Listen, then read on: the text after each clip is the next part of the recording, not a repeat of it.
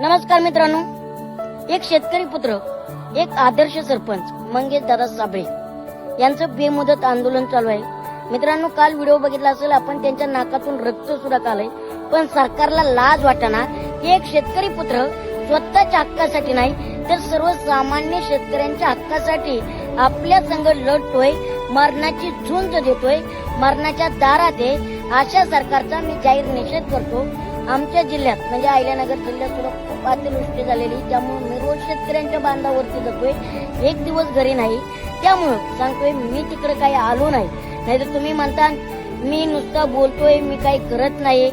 मंगेश दादा साबळे यांच्या आंदोलनासाठी माझा तर जाहीर पाठिंबा आहे। एक शेतकरी पुत्र मैदानात असताना एक शेतकरी पुत्र घरी राहणार नाही। पण मित्रांनो, मी एकच सांगतोय, जर सरकारने 2 दिवसात या मागण्या मान्य नाही केल्या, मंगेश दादांच्या ज्या मागण्या असतील त्या, आणि त्यांचं उपोषण जर सुटलं नाही तर त्या आंदोलनातही मी येतोय। आज तारीख आहे 4, 2 दिवसात मी येतोय, म्हणजे 4, 5, 6 आणि 7व्या दिवशी मी तिथे येईल। कारण मंगेश दादा हे स्वतःसाठी लढत नाही तर समाजाच्या हितासाठी लढतायत। आणि आज शेतकरी एवढा अडचणीत असताना सरकार त्याच्याकडे बघायला वेळ नाही, लक्ष नाही, तर अशा सरकारचा धिक्कार मी जाहीर निषेध करतो। पण आमच्या म्हणजे काही आमच्या भागातल्या शेतकऱ्यांच्या काही अडचणी आहेत, त्यांच्याही बांधावरती जाणं गरजेचं आहे, ते पण आशेने बघताय।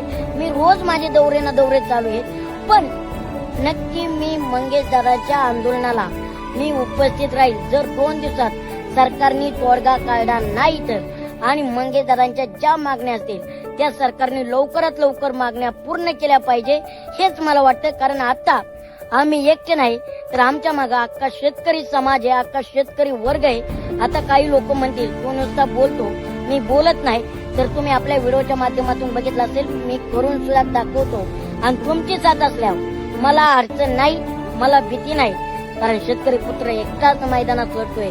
तुम्हाला थोड्याफार लाजा वाटल्या पाहिजे। सरकार तुमचा जाहीर निषेध आहे, शेतकऱ्यांचं काय हाल आहे आणि काय नाही हे तुम्ही बघा जरा। धन्यवाद।